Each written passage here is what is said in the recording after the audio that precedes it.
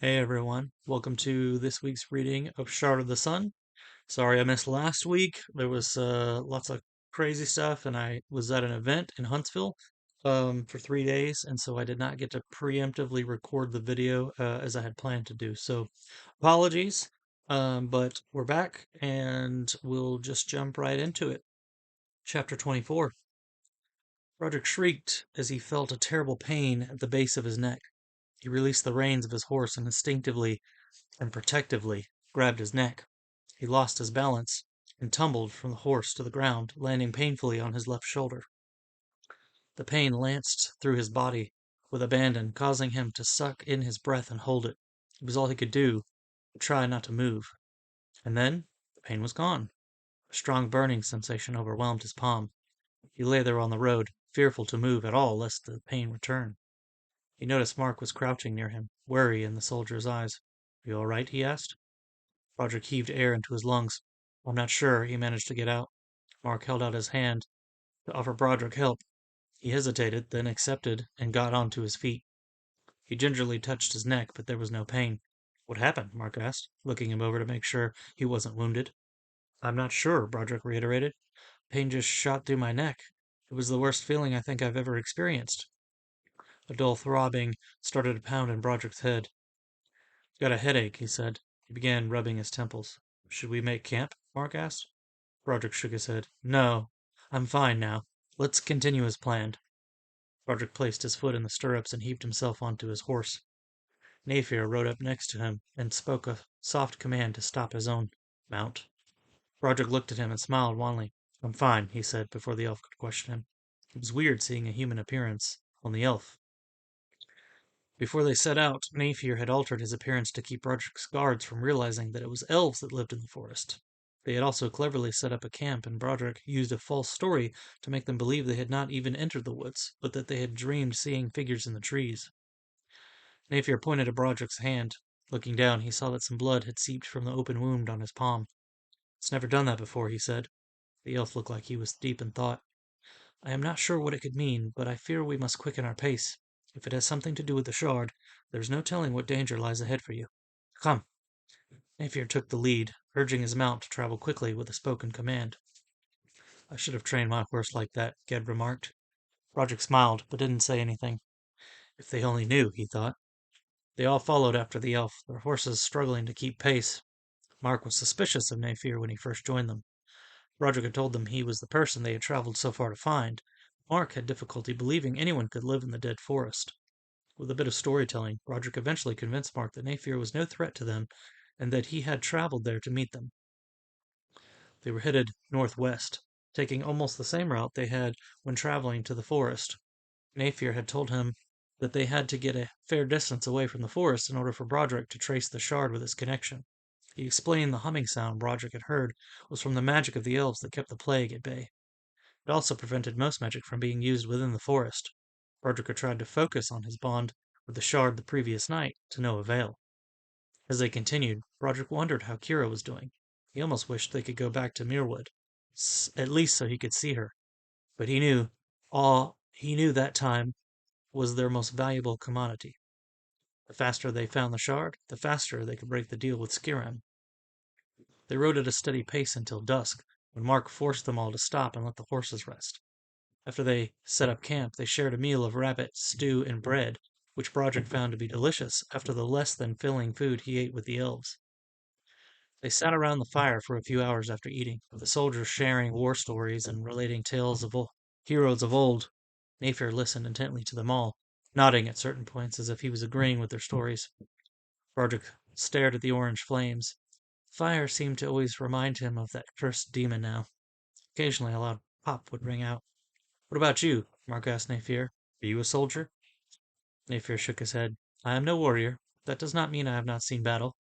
I have participated in a few, but I did not care for the shedding of blood." "Tell us a story, then," Joel said. "Surely you have something we have never heard. You live farther than any of us have ventured, so perhaps you have a story none of us have heard." Napier pressed his fingers together and nodded. "Perhaps. Have you heard the tale of Norrin?" "I do not think so. At the beginning of time, when all things were newly created, Norrin was given charge of a chest that contained all the world's wisdom. The Creator had given it to him with the instruction that he should share the wisdom with everyone. Each day, Norrin looked into the chest and learned new things. The chest was full of various beliefs and ways of thinking. Norrin grew covetous and refused to share the wisdom with anyone else. He decided to hide the chest of wisdom in the tallest tree he could find. Using vines, he made strong rope and tied it around the chest and tied the chest to the front of his body. He attempted to climb the tree but struggled because the chest hindered him from climbing. Nearby, a child watched in rapt fascination. Then the child laughed and told him, "If you tie the chest to your back, it will be easier to climb the tree."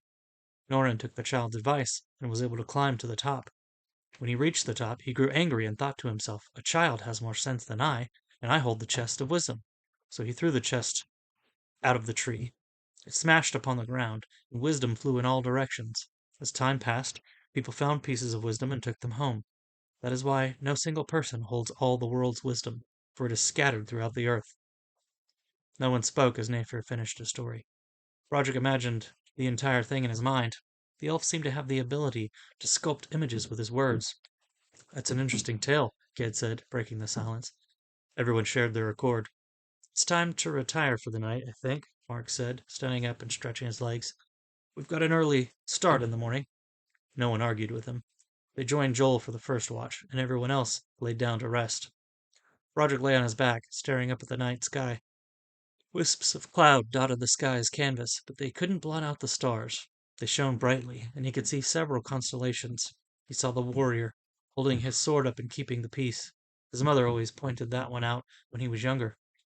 Numerous memories of his mother came to mind, and he reminisced of the simpler time in his life. He also thought of Napier's story, and wondered if it were true. It seemed absurd that all the world's wisdom could be kept in a chest, but he also found the idea that elves were real beings absurd. Yet here he was, with one now, traveling to defeat an evil wizard and take back a fallen piece of the sun.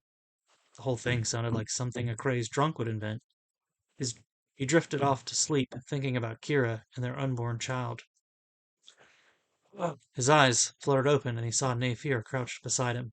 The elf motioned for Broderick to follow. He looked over to where Joel was keeping watch and saw him slumped down on the ground. Rising onto his feet, he followed the elf a fair distance from the camp. "What is it?" Broderick asked. "Try to locate the shard," Napier instructed. "Now? Could it not have waited until morning?" Napier pursed his lips. "We need to know where it is before we travel any further. And your soldiers can't go with us, so we need to leave them here." Broderick's face scrunched up. "What? Why wouldn't we take them with us? We might need their protection. I might need their protection." Napier sighed. "Once Farron and I engage in battle, I won't have the strength to keep up with this illusion. I will not allow the secret of my people's existence to be revealed. If those soldiers see me, they will put things together and realize your story has many flaws in it. They will return to my homeland, and I know what will happen." "How do you know what will happen?" "I have seen it before." The words evoked powerful memories into Broderick's consciousness. Trees burning, elves being killed, and humans running around, causing it all. Broderick shook his head, and the images left. I will keep them from finding your homeland, but I will not go against Farron without them. If you cannot agree to this, then you are on your own to get the shard." They stood in silence, gazing at one another. Finally, Napier agreed. Closing his eyes, Broderick focused on the wound in his palm. He felt a slight tingle, similar to the feeling of one of his limbs falling asleep. He wasn't sure how to connect his mind to the shard, so he focused on the tingling. It began to spread from his palm throughout his entire body. And then the feeling faded, and it felt like he was falling. He opened his eyes, and everything was chaos. Swirling lights of all colors burst like explosions before him. He felt so very hot, and yet he was freezing at the same time. He could see the beginning and the end of all things.